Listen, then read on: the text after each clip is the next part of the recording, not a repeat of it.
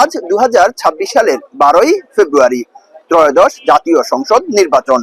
এই নির্বাচনে মানুষ উৎসব মুখর পরিবেশে ঈদের আনন্দের মতো ভোট দিয়েছেন। ভোট দিয়ে আনন্দ পরিবেশে আবার বাড়ি ফিরছেন। নতুন লাইফবয় অ্যালোভেরা শ্যাম্পু, চুল করে ন্যাচারালি স্ট্রং, মাত্র 2 টাকায়। আগের দশম, একাদশ, দ্বাদশ নির্বাচন ভুলে গেলেও মনে আছে 2014 সালের পাতানো নির্বাচন, 2018 সালের রাতের নির্বাচন আর 2024-এর ডামি নির্বাচনের কথা। অতীতে ফ্যাসিস্ট সরকার আমাদেরকে যে ক্ষত দিয়েছে, এই ক্ষত অনেক ক্ষতই আমরা ভুলতে পারবো না। আবার অনেক বিষয় আছে যেগুলো ভোলা সম্ভব, কিন্তু সবচেয়ে বড় কথা আমরা ভোট দিতে পারিনি, এটা ভুলতে পারবো না। আজকে আমরা যে সুন্দরভাবে ভোট দিয়েছি, এই ভোট দেওয়ার মাধ্যমে আমরা বুঝতে পেরেছি ভোটের স্বাদ কাকে বলে, আনন্দ কাকে বলে। প্রত্যেকটা ধর্মের একটা উৎসব আছে, কিন্তু একটি জাতির জন্য ভোট হচ্ছে উৎসব। আমরা সেই উৎসব আজকে পালন করছি। আমরা আমাদের কেন্দ্রে সকাল থেকে মানুষের হিড়িক। হ্যাঁ, একটা হাস্যরসক ভোট আসতেছে, তার কোনো ফিলিং থাকতো না, কিন্তু এবার আমরা ভোট নিয়ে অনেক আনন্দিত। কেন মনে হচ্ছে যে ঈদের দিন, কালকে রাত থেকে মনে হচ্ছে যে আমরা কালকে সকালটা আমাদের জন্য সুন্দর একটা সকাল হবে, ঈদের মতো লাগবে।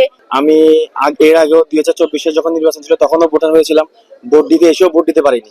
এবার ইনশাল্লাহ ভোট দিতে পেরে নিজের মধ্যে মনের মধ্যে অনেক অনুভূতি প্রকাশ করতে পেরেছি। এটা তো ভাষায় প্রকাশ করার মতো নয়, এই আনন্দ বলার বাহিরে। তার সাথে যে তারুণ্যের যে জোয়ার, ওদের যে ভোটের যে আনন্দ, অনেকের চোখে পানি দেখলাম যে আমরা জীবন প্রথমবার ভোট দিতে পেরেছি, এটা ছিল বড় আনন্দ। বিগত সময়ের নির্বাচন মানে ছিল হাস্যরস। এই যে ভাল লাগে খুশিতে ঠেলায় ঘুরতে, কষ্ট করে আপনাকে আর ভোট কেন্দ্রে আসতে হবে না। আপনার ভোট আমরা দিয়ে দিয়েছি। আমি একা 200 ভোট দিয়েছি। 10 বছরের শিশুটিও ভোট দিয়েছে 4টি। কবর থেকে উঠে এসে ভোট দিয়েছে মৃতরাও।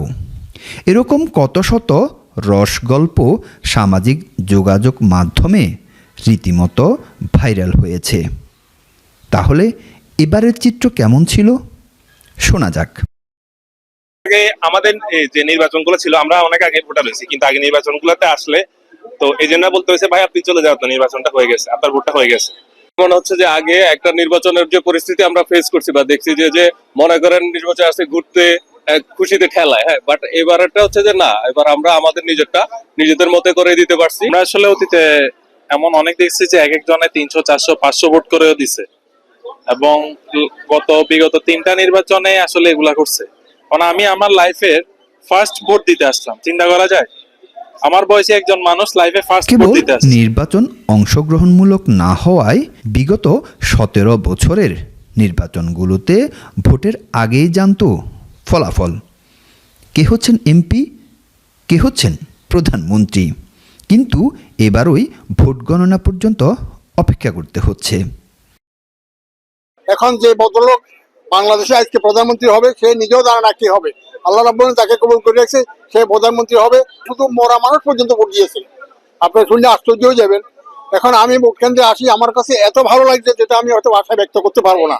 এটা তো বলা যাচ্ছে না, কারণ ফেসবুকে দেখছি, সবখানে দেখছি হাড্ডাহাড্ডি লড়াই। আমি এখনো বলতে পারছি না যে কে হবে। ভোট চলছে কেন্দ্রে আর উৎসব চলছে সড়কে।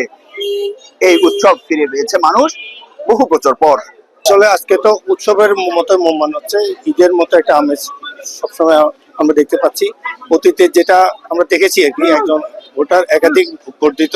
কেউ বলতো আমি দিয়েছি 60টা, কেউ বলতো আমি দিয়েছি 100টা, বিভিন্ন পেপের কষ বিভিন্ন দিয়ে তাকে মুছে আবদ্ধ দিত। এবারের ত্রয়োদশ জাতীয় সংসদ নির্বাচনের মতো আগামী দিনের নির্বাচনও এরকম উৎসব মুখর পরিবেশে অনুষ্ঠিত হবে, এমন প্রত্যাশা এখানকার ভোটারদের। আরিফুর রহমান, যমুনা নিউজ, ফেনী।